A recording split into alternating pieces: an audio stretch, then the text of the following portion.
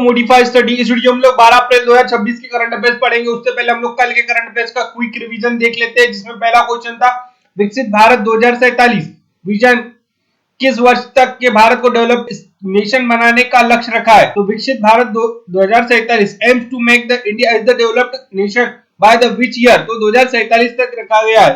यह भारत के आजादी के 100 साल पूर्ण होने पर डेवलप नेशन बनाने की तैयारी है। नेक्स्ट क्वेश्चन है भारत सरकार का पीएम सूर्य घर योजना किससे संबंधित है। पीएम सूर्य घर योजना इज रिलेटेड टू व्हाट। तो सोलर एनर्जी से संबंधित है। नेक्स्ट क्वेश्चन है भारत का सबसे बड़ा ट्रेडिंग पार्टनर 2025-26 में कौन बना है। तो who the become the India largest trading partner in the 2025-26।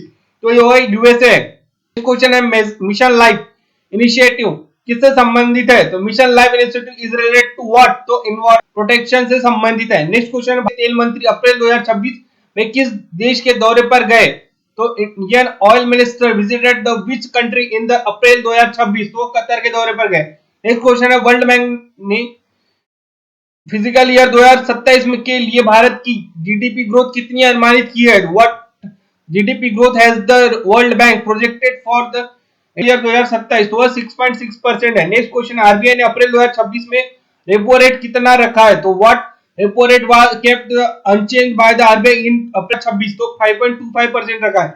Next question RBI ने एफआई 2027 के लिए जीडीपी ग्रोथ एस्टीमेट कितना किया है। तो what the GDP growth estimate did the RBI given for the physical year 2027। तो 6.9% है। नेक्स्ट क्वेश्चन भारत सरकार ने 2026 में किस वैक्सीनेशन कैंपेन की शुरुआत की है। तो which campaign vaccination campaign was the launched by the India in 2026।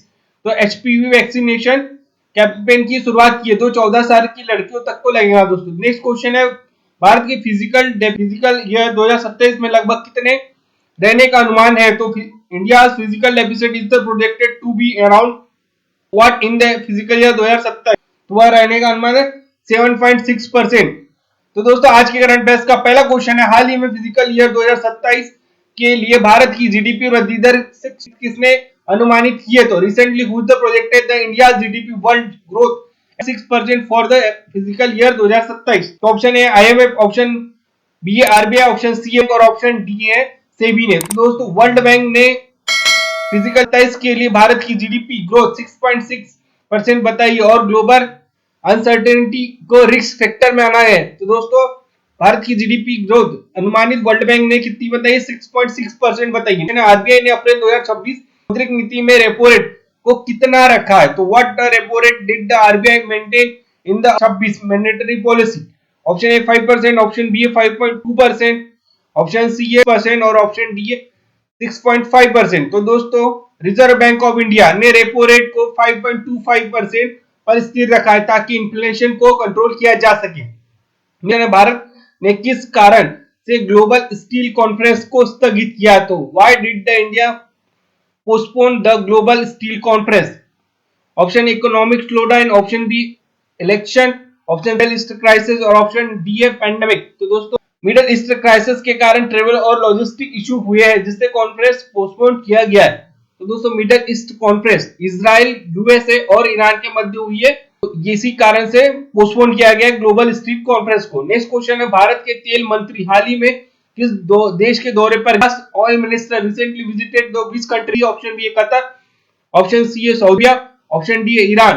तो एनर्जी सप्लाई इशू के बीच इंडिया के कतर दौरे पर गए हैं। नेक्स्ट क्वेश्चन है 2026 ईरान वॉर केस फायर कब लागू हुआ है। तो when did the Iran war ceasefire come into the effect in 2026। Option A 5 April, option April 2026, option C 8 April 2026 और ऑप्शन डी 10 अप्रैल 2026।